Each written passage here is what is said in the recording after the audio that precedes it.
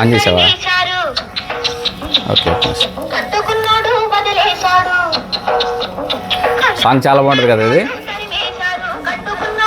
దీని గురించి తర్వాత మాట్లాడుకుందాం. విషయం ఏంటంటే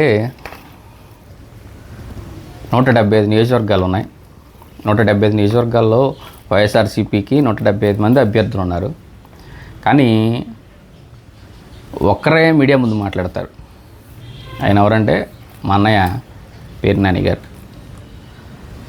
మీరందరూ అనుకోవచ్చు 175 నియోజకవర్గాల్లో మాట్లాడే తోపులు లేరా అని.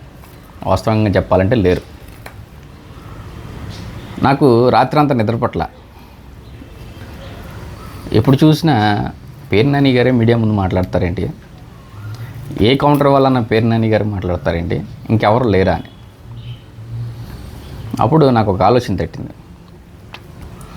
ఒకవేళ అంటే టీడీపీ పార్టీ వాళ్ళు ఏం చేస్తున్నారంటే చాలా లీగల్గా పకడ్బందీగా ఎవరిని వేసినా కానీ న్యాయస్థానం కూడా తీర్పు ఇవ్వలేని విధంగా, అంటే బెయిల్ ఇవ్వలేని విధంగా కేసులు కడుతున్నారు.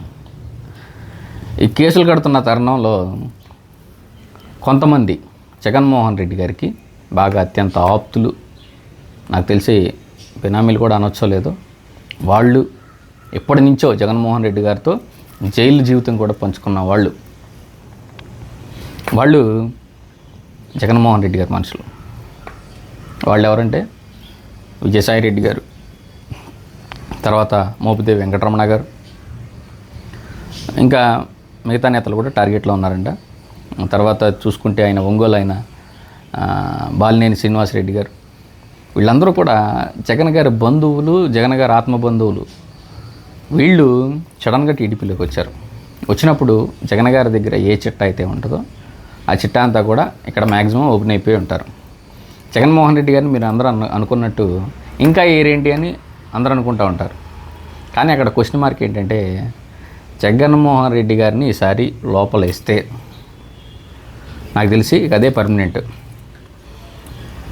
ఈ పర్మనెంట్ విషయంలో నేను అనుకోవడం పేరు నాని గారు, నేను ఇది చెప్తున్నాను, రాసి పెట్టుకోండి. పేరు నాని గారు ఇన్ కేస్ వైఎస్ఆర్సీపీ వస్తే నెక్స్ట్ చీఫ్ మినిస్టర్, గుర్తుపెట్టుకోండి. నెక్స్ట్ ముఖ్యమంత్రి పేరు నాని గారు. పేరు నాని గారు కూడా ఇంతకు ఇంత పోగులాడుతున్నాడా అనుకున్నాను నేను, పార్టీ కోసం, జగన్మోహన్ రెడ్డి గారి కోసం. ఎందుకంటే జగన్ గారు ఆత్మబంధువులందరూ ఆయన పక్కన లేరు. భారతమ్మ గారు ఆవిడ కూడా సాక్షి కేసులు అవన్నీ బిగిస్తున్నారు కాబట్టి ఆ సిమెంట్ ఫ్యాక్టరీలు ఇవన్నీ కూడా ఆవిడ కూడా నాకు తెలిసి బయటికి రాని పరిస్థితి అనుకుంటా. అంటే ఆవిడ కూడా రియల్ పాలిటిక్స్లోకి రాదేమో అని నేను అనుకుంటున్నాను. వీళ్ళందరూ పోతే నెక్స్ట్ ఎవర్రా అంటే పేరు నాని గారు. పేరు నాని గారు ముఖ్యమంత్రి అయితే, పేరు నాని గారు మంత్రిగా ఉన్నప్పుడే ఏలూరు మీటింగ్లో ఎవడరా డిఐజీ అయితే ఏంటి, ఐజీ అయితే ఏంటి, నా కింద 2 ర్యాంకులు తక్కువ అని చెప్పని అక్కడ అన్న ఆయన. మా మచిలీపట్నం జడ్పీ మీటింగ్లో ఏలూరు కలెక్టర్ రాడా, ఆయనకి 2 కొమ్ములు ఉన్నాయా, నేను సీఎంఓకి వెళ్ళి మాట్లాడితే ఎందుకు రాడు అన్న పేరు నాని గారు. ఇన్ కేస్ ముఖ్యమంత్రి అయితే పరిస్థితి ఎలా ఉంటుంది అనేది ఆలోచించుకోండి. ఒక్కొక్కళ్ళు ఈ రోజున పేరు నాని గారి గురించి మాట్లాడిన వాళ్ళు, పేరు నాని గారి ఇంట్లో వాళ్ళ గురించి మాట్లాడిన వాళ్ళు, వీళ్ళందరి పరిస్థితి 1 సంవత్సరం ముఖ్యమంత్రిగా ఉన్న పేరు నాని గారు, మీ అందరి పరిస్థితులు ఏంటో ఆలోచించుకోండి. ఈ రోజున పేరు నాని గారు అంటే మీరు ఏదో తక్కువ అనుకుంటున్నారు, ఆయన మైండ్ తక్కువ అనుకుంటున్నారు. ఆయన వేసే ఆలోచనలు, భవిష్యత్తు ఆలోచనలు ఎలా ఉంటాయి అంటే, ఆయన ముఖ్యమంత్రి అయితే హోంమంత్రి ఎవరో తెలుసా, మా పేర్ని కృష్ణమూర్తి గారు.